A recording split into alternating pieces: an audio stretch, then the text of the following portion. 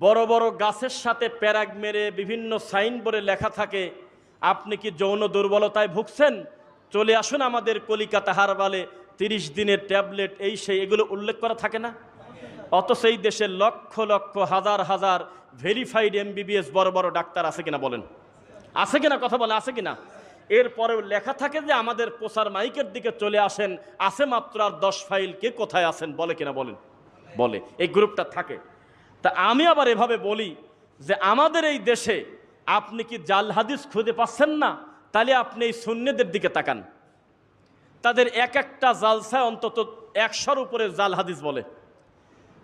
মিশর আল আজহার বিশ্ববিদ্যালয় থেকে পড়াশোনা করে এসে এই লোকটা শতকরা 3টা সহিহ হাদিস বলে না, শুধু বলে নবীর পেশাব পাক, নবীর ঘাম খাইছে কেডা, নবীর পায়খানা পাক, এরপরে বলতেছে নবী নন্না মাটি, এরপরে বলতেছে নবী গায়েবের মালিক। হাতে গোনা কয়েকটা বিষয়ের উপরে 250-র উপরে জাল হাদিস বলে, অথচ আজহার বিশ্ববিদ্যালয় থেকে পড়ে আসছে।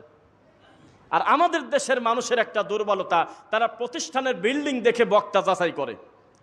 যার বিল্ডিং যত বড়, যে হুজুরের বয়স যত বড়, যে হুজুরের মাদ্রাসা তত বড়, মনে করে হুজুর তত বড়, মনে করে কিনা? জি না।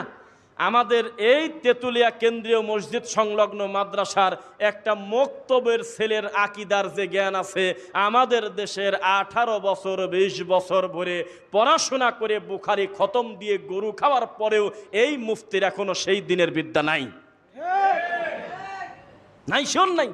কারণ তার কর্মই হলো দিন বিরোধী কর্ম, শিরক এবং বিদাত করা। কথা কি বুঝতেছেন আমার?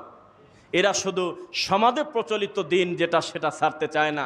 একটা বিষয় বলি, ডাক্তার আব্দুল আজিজ, কুমিল্লা লাকসাম মুজাফফরগঞ্জ জায়গার নাম, সেখানে আমরা তার বাসায় যাওয়ার পর তার চেম্বারের পাশে বসে আছি, তো কিছু লোক তার কাছ থেকে ওষুধ নিতে আসে, ডাক্তার। তো ওষুধ নেওয়ার পর আমি বললাম যে ভাইজান, এরকম কোনো রোগী আপনি পান না যে আপনি দিতে চাচ্ছেন হলো একটা ছোট ওষুধ, কিন্তু উনি নিতে চাচ্ছে না। উনি বলতেছে ওষুধের কালার আমার ভালো লাগতেছে না, ওই উপর থেকে বড় প্যাকেট থেকে একটু বড় ওষুধ দাও। বুঝতেছেন কথা? কয় তাই আবার হয় নাকি? এটা কি বলে?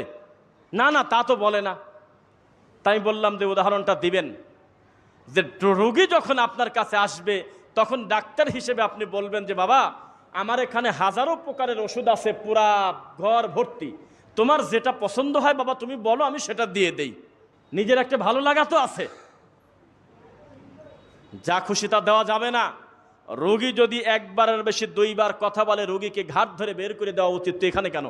আয় বেটা, তুই ডিসপেন্সারি দে, যা।